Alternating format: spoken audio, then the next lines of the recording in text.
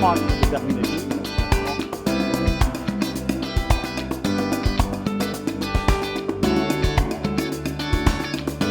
Looking forward to the Kenya Pipeline initial public offering. There's an opportunity for partnership with stakeholders. And one key one is you, the potential shareholder, the Kenyan. And you would be asking, as I look to invest, who is KPC and what is their plan? And someone who understands the plan, or at least has the blueprint of Kenya Pipeline Company, is Zilper Abong'o. She is in charge of strategy and commercial services. And thank you for speaking to us today. But one thing that someone hears when they hear strategy is mnatupanga. So in the description of your role, mnatupanga ama mnajipanga as you prepare yourself. How does it translate in your role at KPC? Thank you so much, Mark. Tunapanga kila mtu. Okay. Yes. So strategy is a function indeed of planning, but it's also a function of envisioning. Yeah. And unfortunately or fortunately, that requires that all stakeholders are included in a thought process. Yeah. So we will think about our consumer Mm. of products and of services. We'll think about our customer, which is the B2B clients that we handle, who are the all companies that then eventually get products to the end user. We will think about our various stakeholders and partners, such as the National Treasury, Yeah. our board. We have a lot of interfaces with various arms of government, from the standards authorities. We have the ports authorities, we have Kenya Revenue Authority, and therefore you have to plan. For you to have a seamless operation like we have had for the past 52 years, it requires that you plan them and you plan yourself internally. So my role, and specifically the role of this function in this company, is to look into what are our current operations, Yeah. what is it that they need day to day, because you will need to resource them and therefore collaborate with other functions within the company, such as finance, operations themselves, engineering, whatnot, as well as what then could it look like tomorrow, next year, and in another 10 to 20 years' time, because the kind of investments that we make in this organization are very huge and very long term, and also extremely, extremely critical to the operations of the day-to-day activities in manufacturing, in transport, i.e. your mobility, for you to move from your house to your office area, and also in terms of our ability as an economy to grow, because we do handle a function of the energy mix that is very critical to human traffic and human mobility movement. And that has to happen fluidly. So if you do not plan, then you will end up in a situation like some of our African country sisters and brothers have gotten into, where you have a resource and you still are short of it, even when it comes to end use, access. And therefore, when we talk about strategy in KPC's context, we're looking at, we currently have one primary line of business, which is transportation of oil and gas clean products, that is petrol, as you call it, for fueling your cars. And then we have diesel as well for manufacturing, for running your tractor, for the plants that produce goods, as well as jet fuel, which then helps to have the aeroplanes in the sky and run our tourism sector. But we also have other lines that are usually unseen and that are also growing. Right. And therefore, that mix of how the revenues come in, how the operations run, how the human beings interface, as well as eventually how our stakeholders interact with the services and the forward thinking that we are working on, have to intersect. And that is the role of this function. With the IPO that's coming up, privatization phase, does it disrupt the plans that you had from your strategic point of view? Are you going back to the drawing board? Where are you now in that, in making sure that things align?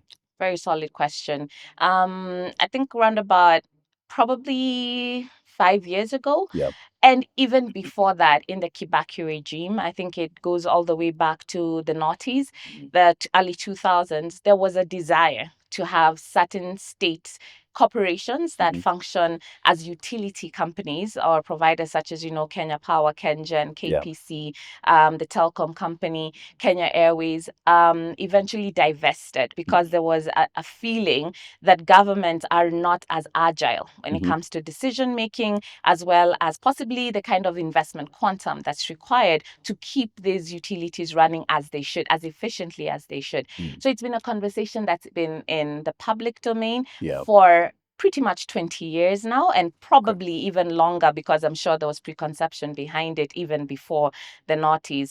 And about 5 years ago, it gained more momentum again. So I know in the previous regime there was an attempt, but it was shot down in parliament, and therefore in the build-up post the last election, there was a desire, I believe, as part of the strategic thinking of our government, that certain utilities, considering the role that they serve as well as their capability, should then be offloaded into into the investment market that would allow for scale, because ultimately we currently are operating as a regional provider. We call ourselves the artery into the Great Lakes region because of our neighboring countries, and I'll speak to that a bit later on, depending on us. But we needed to grow into a continental company. That really was the vision, to compete at the level of some of our comparators in Canada, in Malaysia, like Petronas, Petrobras in Brazil, as well as some of our other Transnet in South Africa and whatnot. And therefore, it was felt that the only way to do that, to achieve scale, to achieve it relatively quickly, and to achieve it to the kind of quantum that the vision that we had then of Africa's premier oil and gas company could happen, was through a divestiture. So this has been a long time coming, and part of our strategic conversations between our management, our board, and our shareholder, who's the National Treasury. It's been in the pipeline, Correct. pun intended. Yes. A critical question is what changes in terms of operations, and it's come in the form of even fears within internally and with other stakeholders that it might change the provision of services with KPC. That is the journey to privatization. What do you see strategically having to change or tweaked to align to the privatization? Privatization, divestiture, was actually a strategic thrust for this company, because what we wanted to achieve, as I said, was two things: scale and large capital investment that would get us to a grand continental reach. And therefore, there's no way you can do that if you keep depending on the business as is model, because it had sort of, in our projections, was going to plateau, getting towards the 2030 mark, in which case would have had an investment that's been around for 52 years and then cannot add any more value to both the Mwananchi, who is the key shareholder here, as well as even the employees that are the driving force behind it. And therefore, when we are going to the market to fetch capital for the organization, and to fetch new investment for the organization, it's one, to improve on the quality of thought, such that then where there are gaps possibly in our financial modeling, in our possible operational methodology or philosophy, they can be plugged and towards the eventual goal, which is what? Expansion. Because KPC has to remain a critical infrastructure for this country as well as the region, at least for the next 50 years, because we see that the fossil fuel business will not ebb as quickly as was initially projected. And though we are aiming to climate-proof our businesses, it will remain a key source of mobility, especially on the African continent. And therefore, we had to focus on what can we do with what we have, but then get it to a level where even as we work on different modes of energy for our continent, it will be at a pace as what they call a just transition, at a pace that is fair, at a pace that is affordable, and at a pace that is secure. Yeah. So coming back to what is it that changes, what doesn't change, as I alluded to initially, we are not just an enterprise for Kenya, but we operate for the regional economy. Uganda, Rwanda, Congo, DRC, that is, as well as Burundi. There's been some parts of Tanzania before, as well as some parts of Somalia, even as well as Chad and Central African Republic. There initially also was some products going into Ethiopia and South Sudan.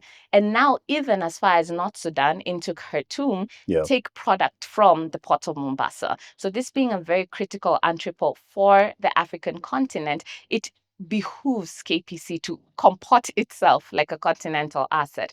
And therefore, where we had reached in terms of capacity, the pipeline investments that we had made, as well as the tank installations that you can see around us, had reached sort of their peak, and therefore needed more aggressive investment for them to keep living up to the demand, because we are seeing at the regional level, some of our neighbors are growing at a rate of like 8%, an average of about 5 to 6% year on year, which means the consumption of petroleum products for mobility, as I indicated, for production and farming is increasing. And with some of our partner countries being landlocked, such as Uganda and Rwanda, but being land linked into potential future markets, then we had to figure out how do we eventually take into account what they need, as well as these new markets and where they will be. And therefore, investment is very critical. And we cannot then keep expecting the Kenyan Mwananchi to also feed in to what the regional players need. So they now also need to be part of the growth and contribution of this pipeline infrastructure for the future and posterity. And looking at our operations now, they can proceed as is for about 3-4 more years without major changes. But beyond that, now we'll start getting into an era of shortages if we do not invest. So when we're looking at investment into this infrastructure, it's so that it's fluid, it's so that it is seamless going into the next 25-year horizon. And therefore, we're looking at any investor that looks towards an enterprise that will be here for the long term, like an anchor sort of strategic investment into the energy sector, that this would be it. Because looking at the downstream oil and gas sector, that's anything that then moves after it's refined and got into the ports. It's mainly KPC that's playing in that market, because our national oil company that was distributing, even though it has had its problems, even if revived, we would still need some sort of feeder into it. And KPC provides that logistical, infrastructural, as well as distribution network into that sort of system. So what I hear is the IPO, the privatization, is finding KPC in motion. Correct. We're not waiting on it. Correct. To kickstart anything. So it's catalytic. It's going to be joined in your plan moving forward. Absolutely. Which is where we ask and call it a pitch to the shareholder or whoever is looking in keenly. What's your plan? Perfect. We actually just commissioned our next era strategic plan. Our last one lapsed in 2025. And so looking at the next 5-year horizon, we have diversification as our agenda. As I mentioned, our main category of revenue comes currently from pipeline throughput. That's what the volume of products, clean products that moves through our system.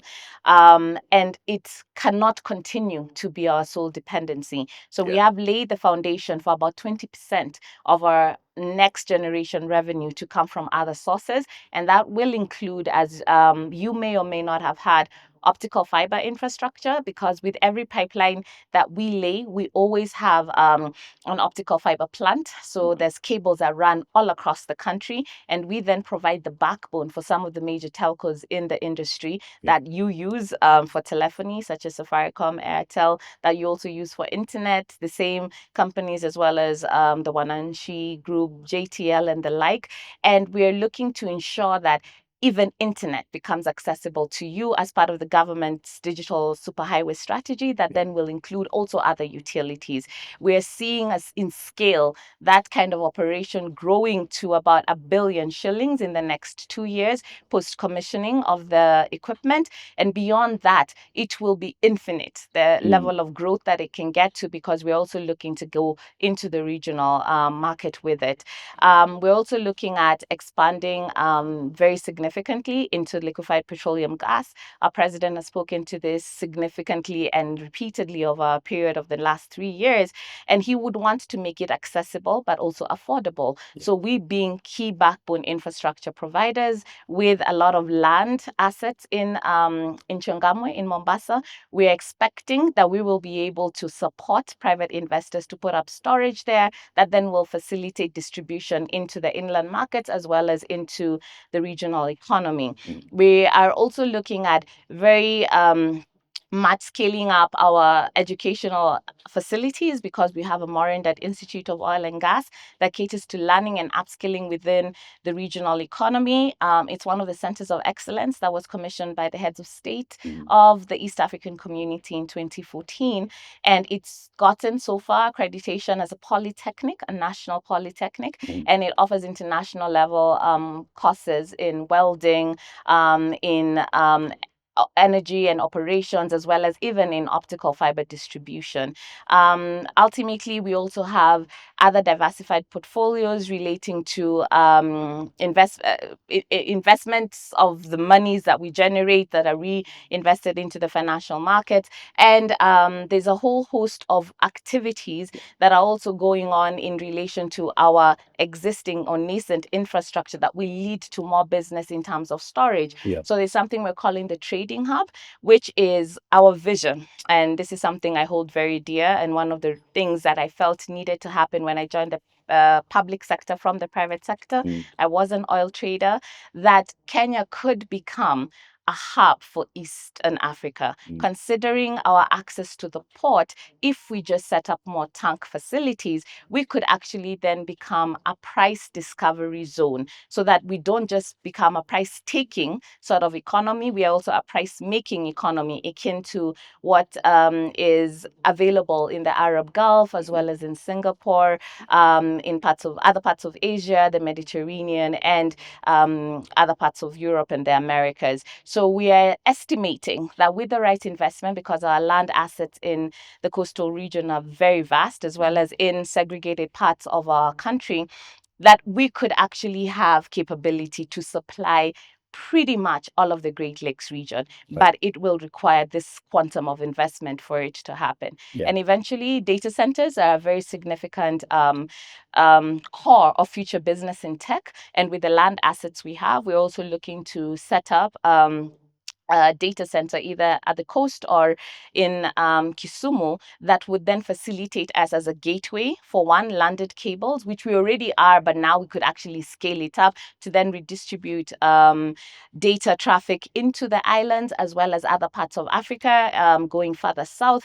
And then also, if we look at the Kisumu zone going further into the Eastern and Central African region. So looking at it holistically, we're expanding in all directions. So we're at the coast, we're towards the lake, we're going further down, we're going aerially, because we also are setting up infrastructure that will enable satellite providers to interlink us. And we have, in conjunction with the LAPSET Authority, are also working eventually to be equity or operational partners in the Lokichar-Lamu corridor. So there's some crude oil that's to be re-exported from the port of Mombasa, but there's also the capability to develop the bathing facilities in Lamu, as well as transshipment capability from there into the Horn of Africa, speaking of Ethiopia and Sudan, as well as Eritrea. And I mean, as you've said, diversification, diversification, diversification. That's what I hear as you talk about what your plan is. But for an investor, or at least a stakeholder who's looking in, are you spreading yourself thin? Yes, there is investment coming in, capital that's coming in through the privatization, but will you miss out on your core business? And that being a worry point or concern point for the investor who says, what's is there is working. So why are we trying to An excellent question. That's something that I always say, that if we did not diversify and if we did not divest, we would likely end up missing out on our core business, because we are too focused on running this one ship, which is growing to its near plateau level, and therefore also competing with resources amongst the Kenyan economy to keep itself running. So relying only on the transportation, storage and loading infrastructure that we have will get Kenya Pipeline Company, as well as the Kenyan economy, to a point of, I would say, diminishing returns. Because in terms of sweating of assets, amortization of the same, we have done that. Now, what we need is, as I mentioned, scale. If you get scale, you're able to retain your optimization, but also access new markets. Because what we need is for us, like what infrastructure we have been planning to expand it modularly. So in the next 3 years, we have a plan for assets in the eastern side of the country, where our main distribution infrastructure comes from Mombasa to Nairobi. We have expanded significantly in Nairobi, and then we're also then looking to expand western-wise to expand the pipeline loop, we call it network, going into the tankage that side, as well as the tank capability in that area, so that it can be able to take more. So I'm sure you've heard that we are in talks with the Ugandan government, as well as eventually the Rwandan and Congolese governments, to expand our pipeline infrastructure in that direction for white oil distribution. And we aim to do that through these sort of investments that we have already, they're actually in motion. They're already funded. There's contractors that are already on site that have worked and concluded some works, and others are scheduled to be concluded in the next 24 months. So there's no way that the existing infrastructure can coexist without the expansion, because they're working in tandem. And ultimately, even in terms of greening our systems and whatnot, we're working with new technology, but we're also, for instance, as I said, in this Nairobi facility that we sit on, we want to run our pumps on solar energy, because we realize that ultimately we will have to also reduce our codependence on thermal fuel. So we're working on future-proofing this business such that it's able to sustain the niche that it currently facilitates, as well as organize the future in a way that we are tapping into that niche through other ventures and new markets, but also enabling a sustainable future wherein we don't just over-rely on fossil fuels. So, looking at the scenarios in the lead up to the IPO, and there's a good response from the market, call it even oversubscription. As you answer this, and in finality, are you ready for growth? And you've spoken to it a bit in your plan. What would then spell success? And what are you looking out for as head of strategy for KPC through this transition into privatization? Of course, as an investor, you're looking at your bottom line. We have planned for a revenue future that is pretty much double what it is that we are currently making, at about 40 billion shillings mark in the next 5 years, with these investments lined up.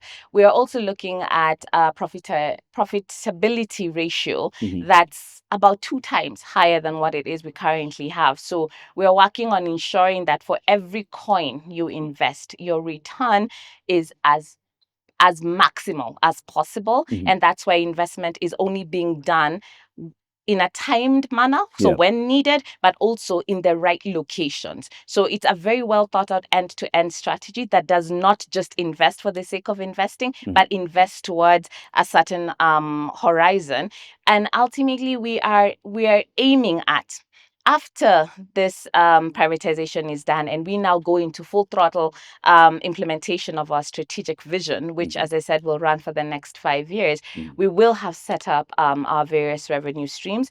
We will be able to return dividends even twice as high as we have been to our shareholders, at least within the next 5 years. So beyond that, it's good. Now the investments will be at play, and you will be able to sweat your capital as even higher return than initially employed.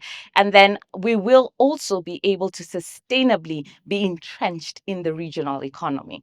So success to me, beyond the money, is for Kenya to be the center of operations for oil and gas, optical fiber distribution, liquefied natural gas production, as well as technology solutions in the energy spectrum for a diverse range of clientele. So we're looking at companies, we're looking at countries, we're looking at wananchi, we're looking at innovators, we're looking at hubs, and we're looking at educational institutions. So we're looking at expanding in all dimensions that would enable us be the landing point for all oil and gas companies and energy companies in the region. And that's why with this strategy, we're calling ourselves Africa's premier energy partner, because as you mentioned as we were beginning this, we are looking to partner, to collaborate, so that what already exists, we just build on. What is new and niche, we actually help to scale up. And we are aiming that we will do this through solutions